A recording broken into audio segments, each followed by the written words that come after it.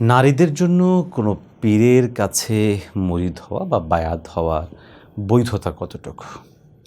এ ব্যাপারে বিজ্ঞ ওলামায়ে কেরামগণ অত্যন্ত সতর্কতা ও সাবধানতার সাথে মতামত দিয়েছেন। আমরা আপনাদের সামনে সে বিষয়গুলো তুলে ধরার চেষ্টা করছি।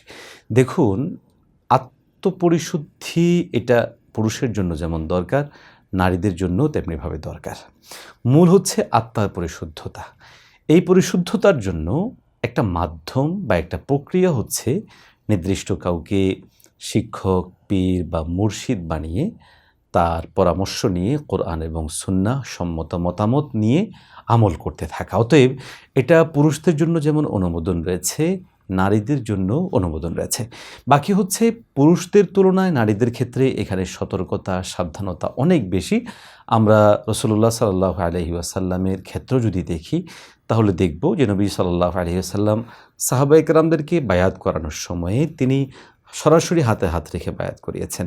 কিন্তু আমাদের সাহাবিয়া যারা ছিলেন বোনেরা, মায়েরা, তাদেরকে বায়াত করানোর সময় রাসূল সাল্লাল্লাহু আলাইহি সাল্লাম হাতে হাত রাখেননি, বরং পর্দার আড়াল থেকে তাদেরকে বায়াত করিয়েছেন।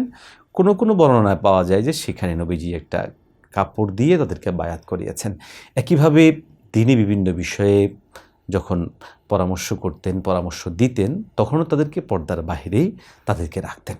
এখান থেকে বিষয়টা স্পষ্ট যেটা অনুমিত হয় সেটা হচ্ছে যে প্রয়োজন সাপেক্ষে আমাদের মায়েরা, বোনেরা তারা হক্কানি কোনো পীর, অর্থাৎ যিনি কোরআন এবং সুন্নাহের মানদণ্ডে উত্তীর্ণ এমন কোনো পীর, শায়েখ, মাশায়েখ তাদের কাছে বায়াত গ্রহণ করতে পারবেন। বাকি এক্ষেত্রে খুবই সতর্কতা জরুরি, কোনো অবস্থাতেই যেন শরিয়ার কোনো বিধান লঙ্ঘন না হয়।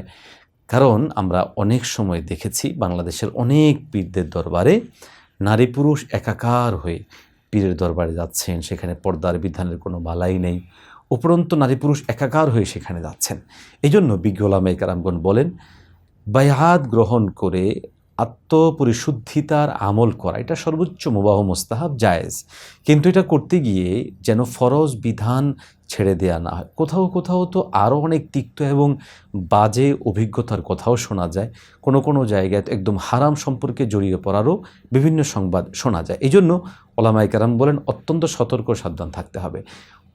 অপরাপর পারস্পরিক মুসলমানরা একে অপরের জন্য যেমন নারী পুরুষ তাদের পর্দার বিধান রয়েছে, পীরের সাথেও পর্দার বিধান রয়েছে।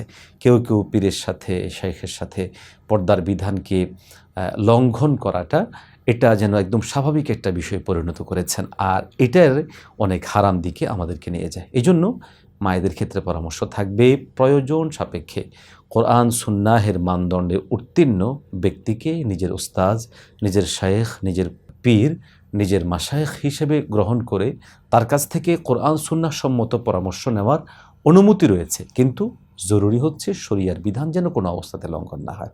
আল্লাহ সুবহানাহু ওয়া তাআলা আমাদেরকে শরিয়ার প্রত্যেকটা বিষয় সঠিক ও সুন্দরভাবে বোঝার তৌফিক দান করেন। আমিন।